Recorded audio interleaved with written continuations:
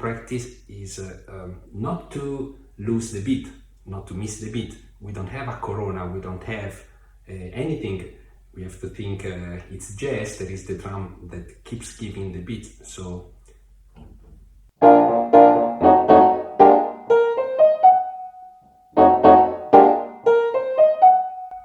even more than this.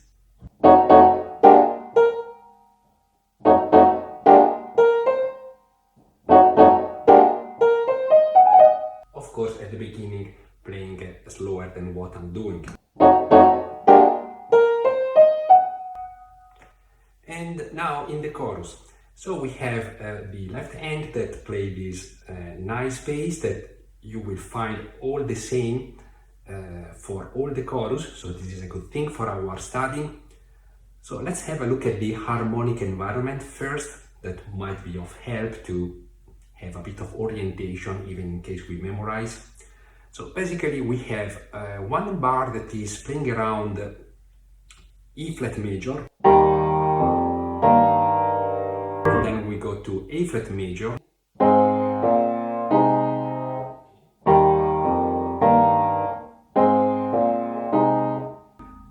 Of course we are playing jazz, and so things are kind of made dirtier with seventh, with the chromatism. So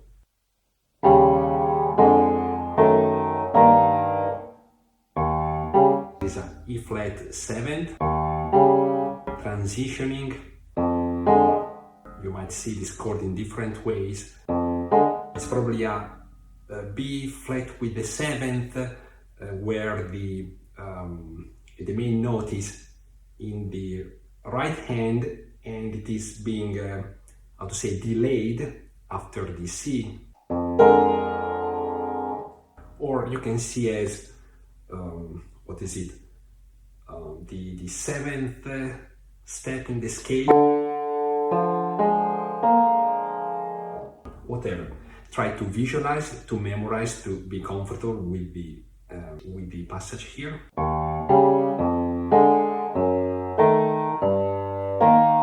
And we reach an easy E flat major on the third in the bass. The same thing on the fourth tone of the scale.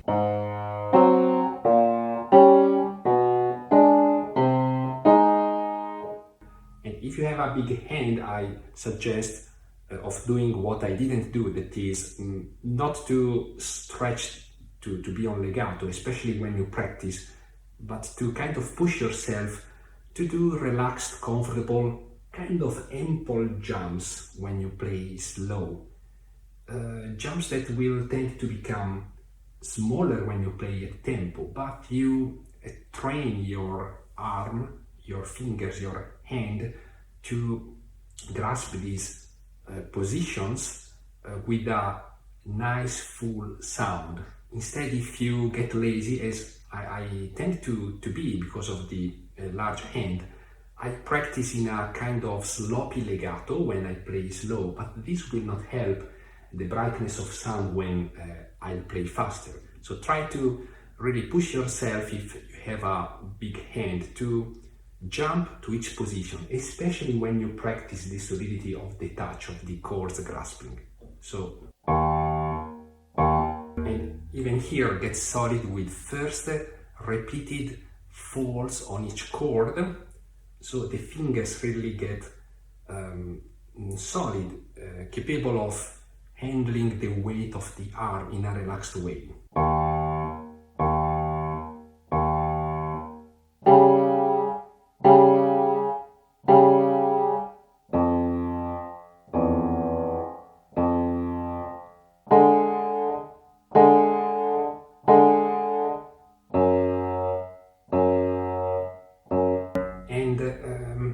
Slipping into wrong notes is part of the process. So you are doing this process exactly for this, to kind of reduce the amount of slipping off, because you develop solidity in your control of the arm, hand, fingers mechanism.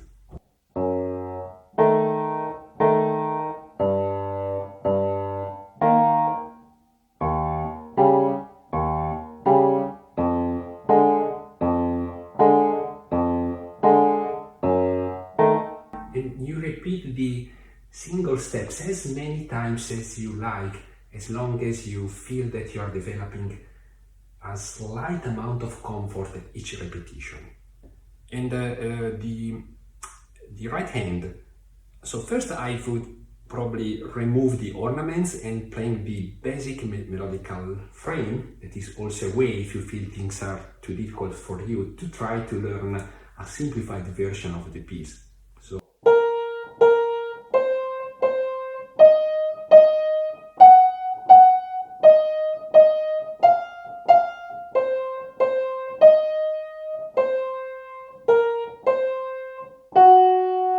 and as you are seeing, I am playing, besides repeating the tones, but with a non-legato, because I want now to exercise, to practice my free fall of the arm in a relaxed way. That is very good to train myself to produce a full nice sound.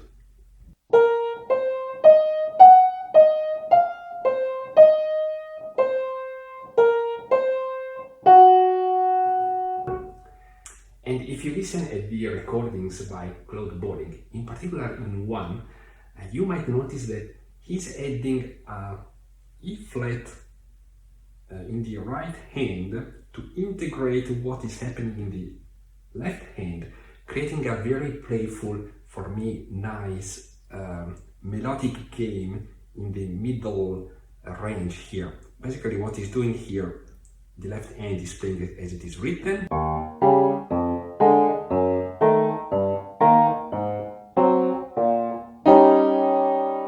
Here with the thumb, I guess, he's adding in the right hand a E flat. So can you hear this?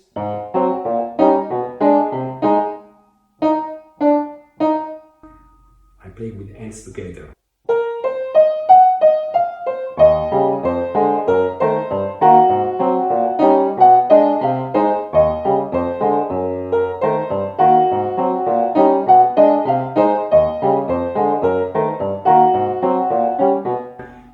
That you might consider. Another step to familiarize with this not easy step of the piece is to play only the bass in the left hand.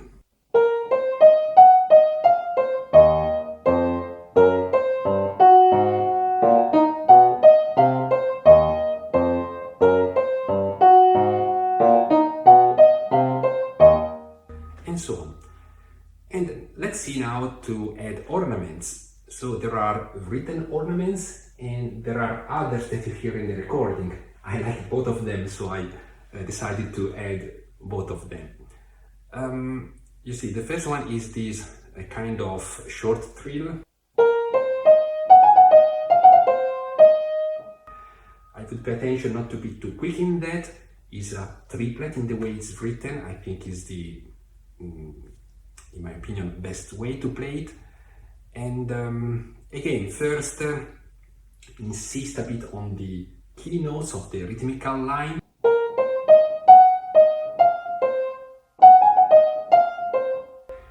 And without adding accents, however, because accents I think will not help much technically here. And then at first add the notes of the trill with a few repetitions with the arm, just to see what would be the comfort zone for that finger to play that note in full.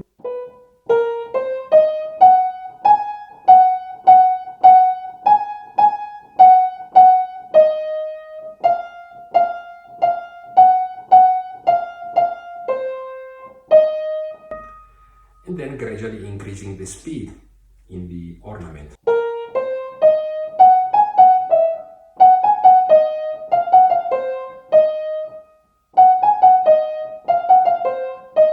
And increasing the speed, it also increases the, the rate of legato.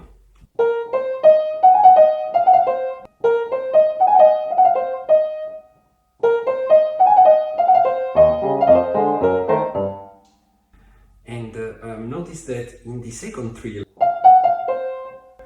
it's a tricky thing because you might feel, if you are like me, that the black key is kind of interfering with the third finger, with the middle finger, because my finger is kind of slightly larger than the available width on the F if I stay here head, and easily this interference will jam up the trio.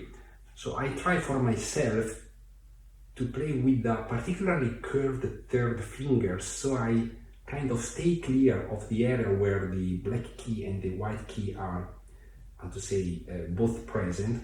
So something like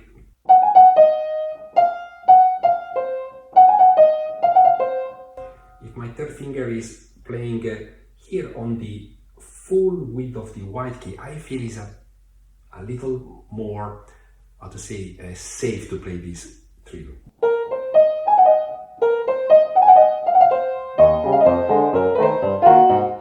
And here ornaments that are not written but you can hear in the recording.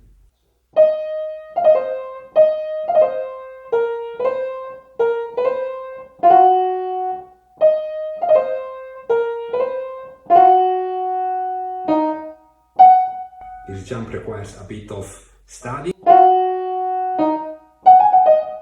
And here I feel, whereas at the entry of the theme, let's say, the fingering that I find on the score, I think is the best option.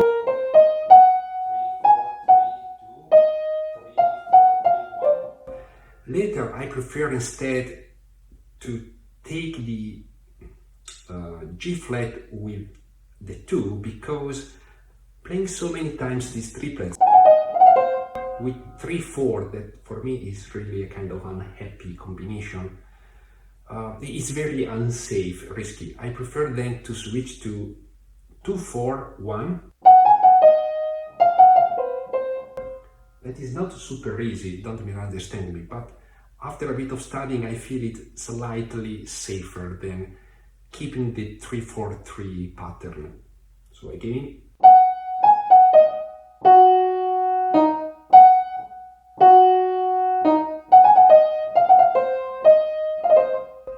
requires a bit of practice in being active with the arm, relaxed with the wrist, to be quick in adapting the arm and hand position here.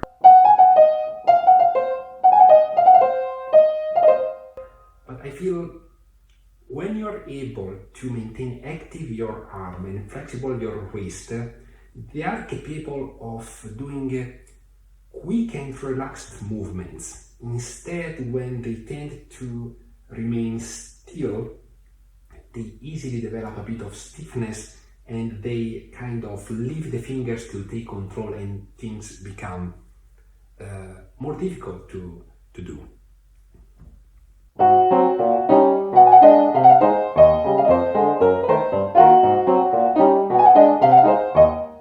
So you see again this game with the thumb here.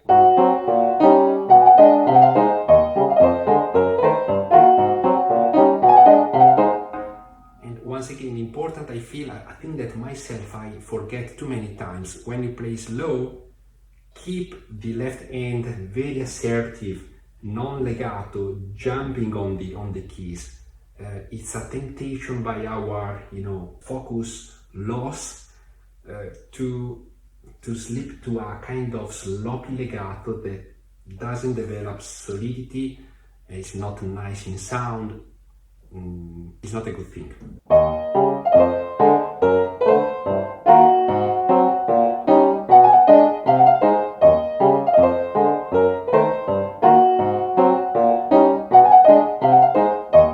Doing this when you play slow, that doesn't mean to exaggerate. It's simply doing what you feel is natural to do if you want to jump across this chord. Also make us develop a sense of physical rhythm that I think will help us to be bright and nice when we play tempo with a jazzy character. Alright, bar 30, in the recording there are nice modifiers, you might consider them. So something like, I start from bar 29.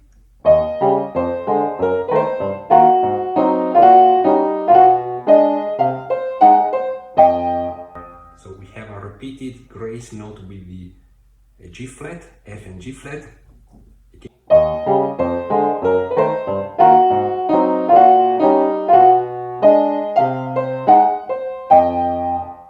And here you see it is written. Claude Bolling had this rhythmical decoration. It is not something like Czerny or Hanon, but so the F and F sharp are charged with the arm, and the thumb inserts in this C. So practice first the important notes, and then you add the C if you like.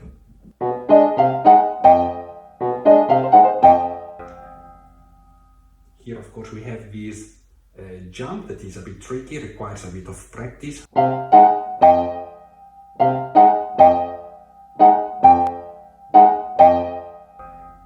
First, even with the separate hands and then putting them together.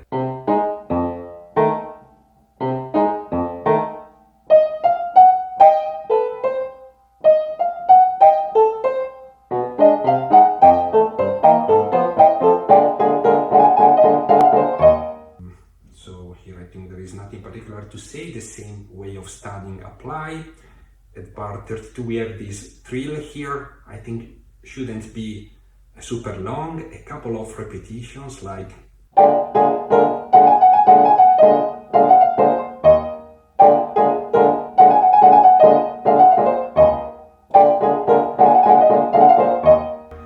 and I would stick in starting it on the beat, not before, not after.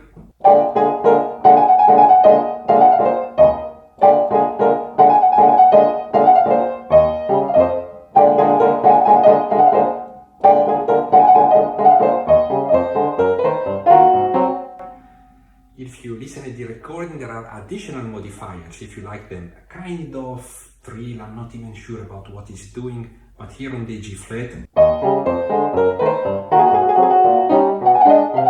if you like it.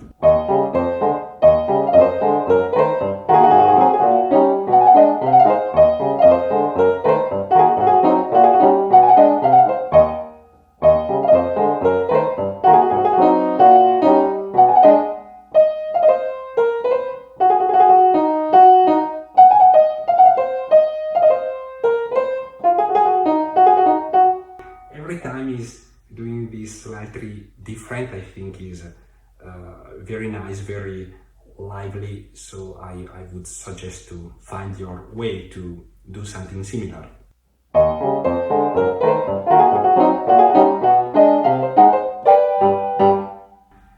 So we are at the conclusion of the chorus one. Here you might like to add a grace note on the chord in the right hand. Starting first with the chord, and then, how to say, like an accident to pass through the A sharp here.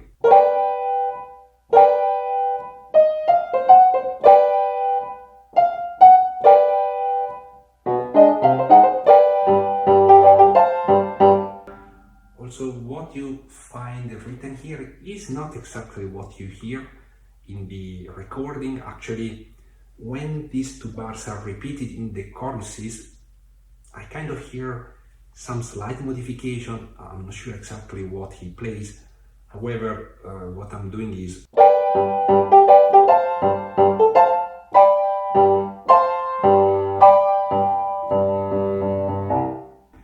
and here a bit of pedal probably is a good idea.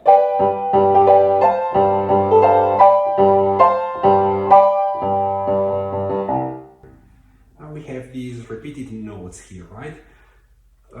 Initially I started just reading them as in a classical repertoire you are taught to do, so changing the finger with the same hand, like.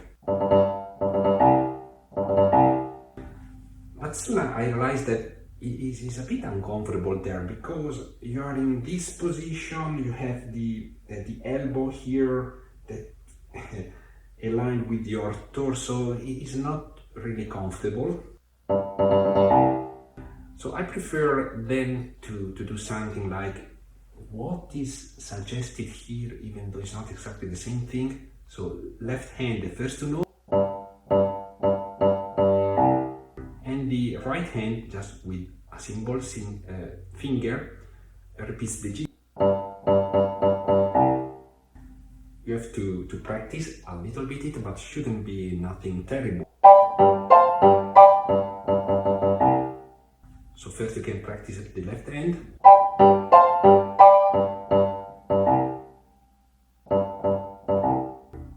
And then the right hand.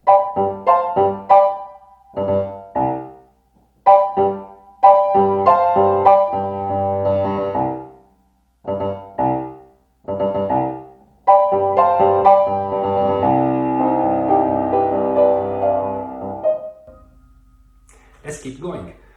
Chorus 2.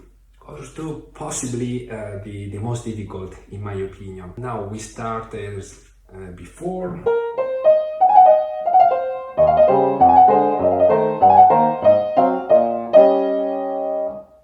If you listen to the recording, you hear accents that are not written here, but I think are very beautiful, very jazzy in a way of saying. So this first one is here.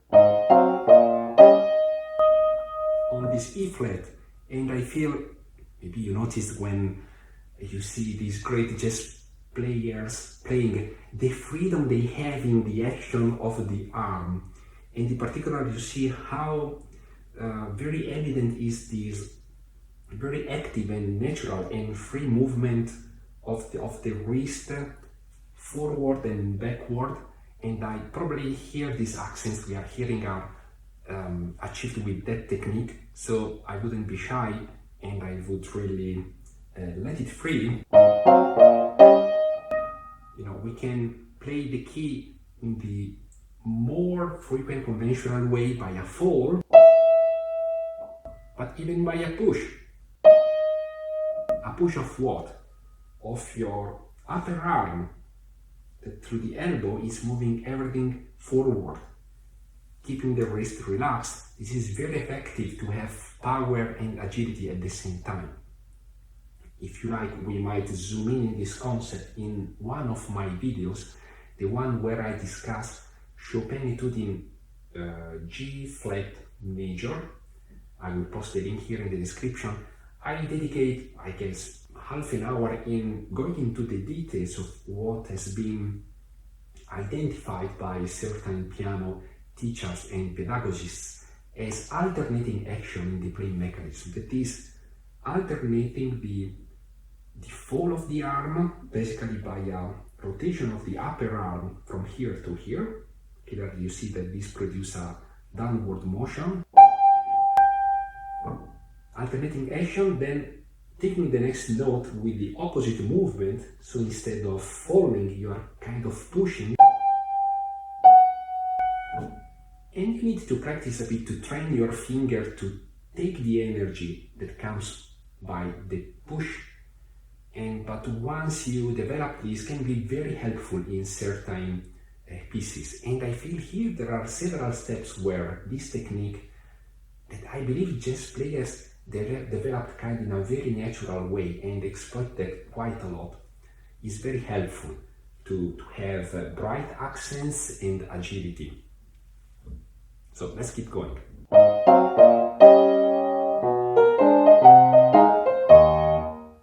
And also these, I think, give the technical keys to work on the next line that is a bit tricky.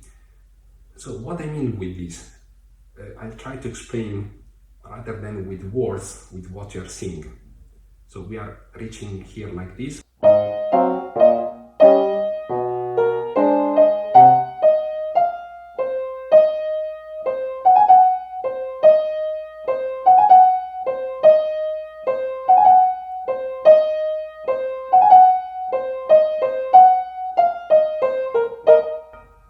Was it clear enough? I'm not sure. I isolate, I try if I'm able to do that, what I'm doing just with the accents. So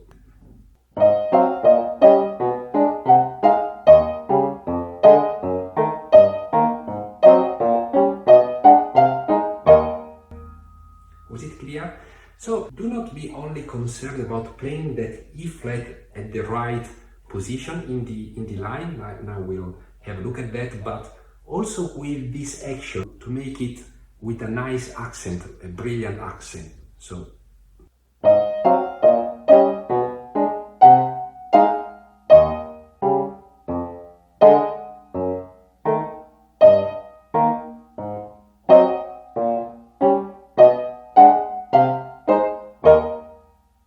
perhaps you have noticed that with my arm I am doing a kind of basic pattern, that is the pull on the E flat,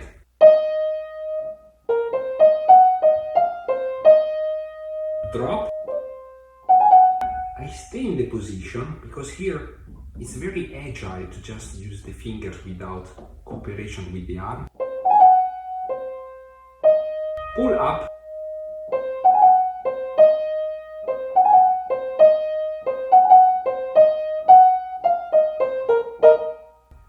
and I feel if you develop this action, working to make it natural, relaxed, it helps quite a bit in maintaining this syncopating rhythm in the way it is meant to be, I guess.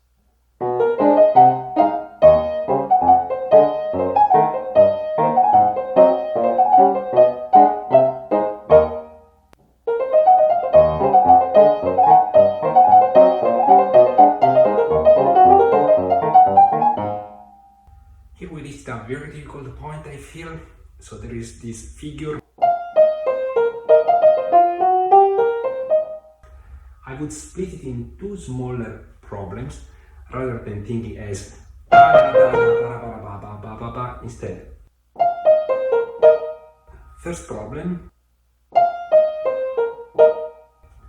So you see a fall here, a pull up and a fall, and not an accent here. Otherwise, if you exceed in the energy delivered on this fourth interval, you get imbalanced and everything is jammed up. So a very drop light fall, in a way of saying.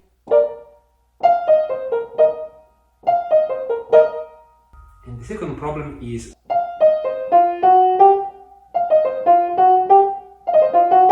it's not too difficult in itself. So you see that my fingering is different than what is written in the score. By the way, I feel there is a typo here, cannot be 2, 5, 1, 3, 1, but instead 4, 5, 4, 3, 1. I feel this is very problematic because you have a very super fast repetition in the E flat with the fourth finger, and after you would come from a repeated B flat with the second. I worked a bit on it, but decided to instead playing like this.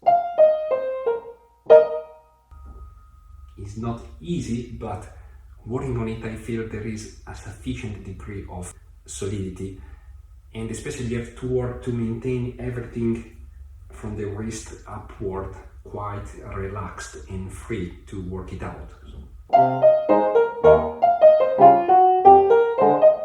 Here the arm has to cooperate to be quick, flexible in helping the thumb in playing this. This is just flying, quite easy, but here is the problem. And the arm with the free wrist, active arm is helping, I believe. So.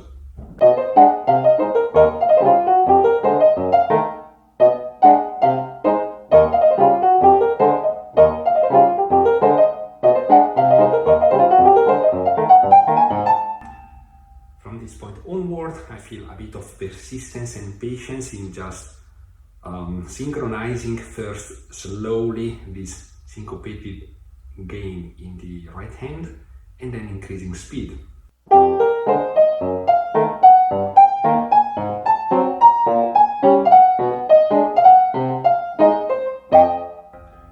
You have noticed I added grace notes that I'm hearing in the recording. I feel they are very nice.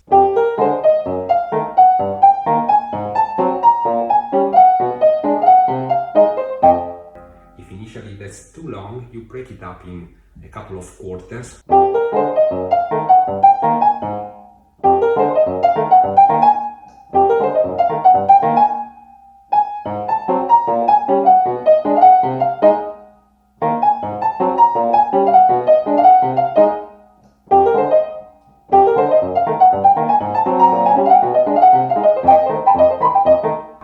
Here a difficult passage, so first familiarize with the notes, with the position.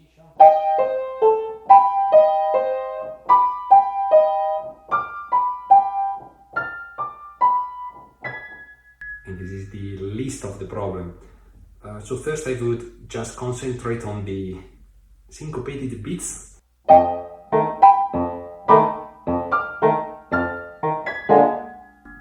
A bit problematic because they are taken by the weak fingers.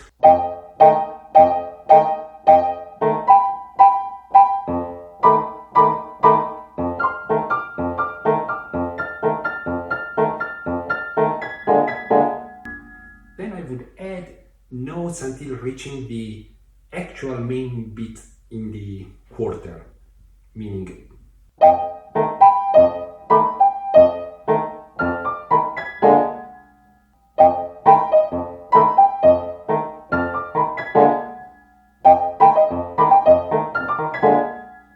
now I insert the missing third.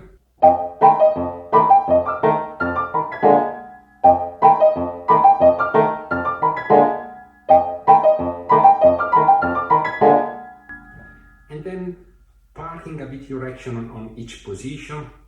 Some of them is very easy, some of them is less easy. This is easy, this is not easy.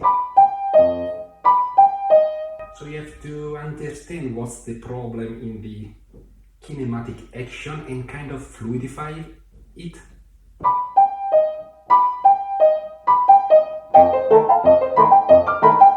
This is easy.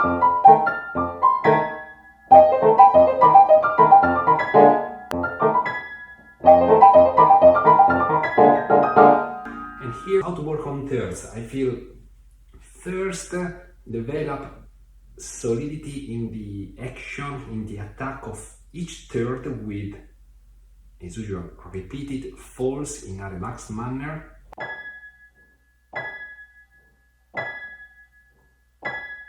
And try not to fall as a stone, like this.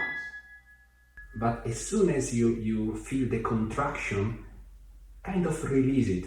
And this means to activate flexibility in your wrist. So you can do this intentionally by lifting up your wrist as soon as you grasp the keys, and then try to do it in a more relaxed way the next time.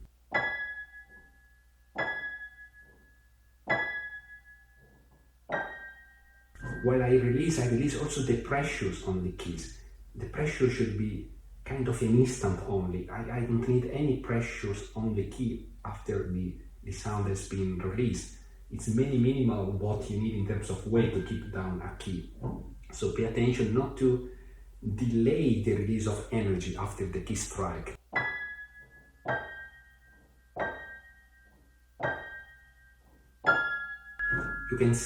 You cannot see this, but what I'm feeling is that I hit the key, and while I am still holding the keys, you're seeing, but I am lighter on them.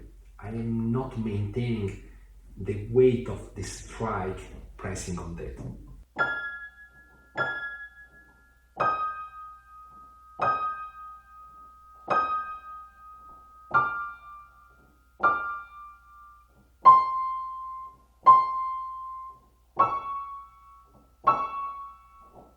And so on. Then you connect them in non-legato.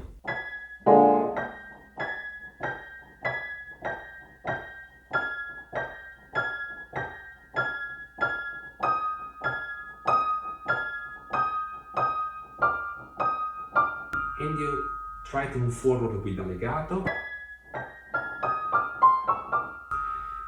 And then the next step is to kind of visualize this complicated figure in small easy figures that are hidden there, like This is very easy. Another easy step is another easy, another easy,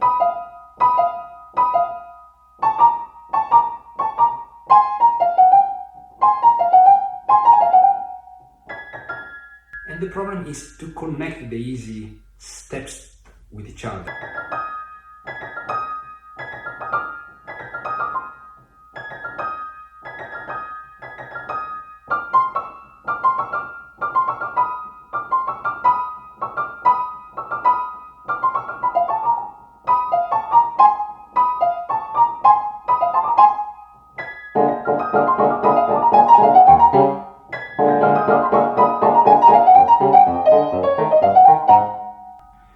If you want to zoom in the problem of studying thirds, I post a couple of links in the description that I found very helpful, very interesting.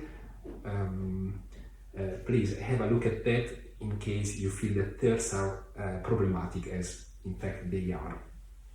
Let's keep going. Here we have the score that is not giving any hints about accents, phrasing. I suggest listen at the recording and you discover a world of character, of slight details that are very beautiful, very jazzy, to make the line playful and expressive.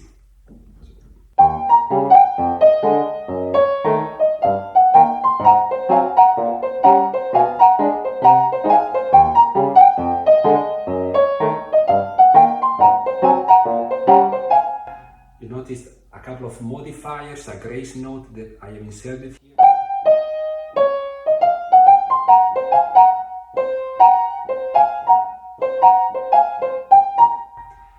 And notice the action of the arm to expresses that accents in the syncopated figure.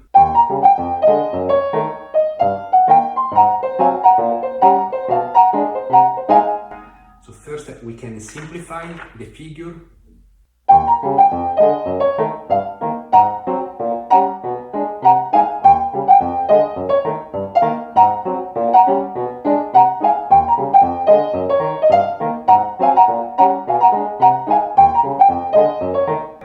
And try to feel your arm always kind of bouncing, elastic, because I think this is a key to express a nice syncopated rhythm with accents and spirit.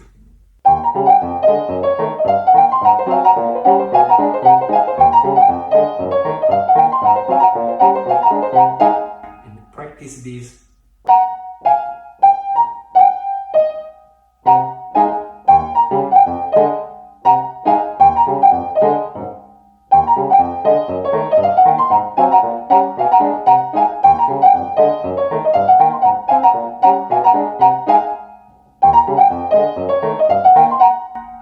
This you add the complete line.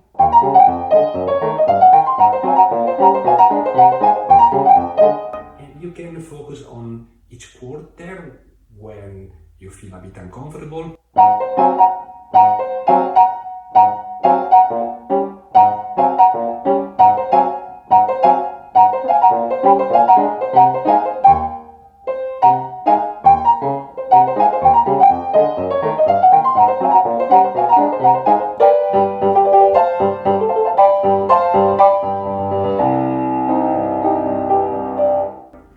And I wouldn't be shy, as you hear is not shy, Claude Bolling, in landing on this C with a lot of energy at the end.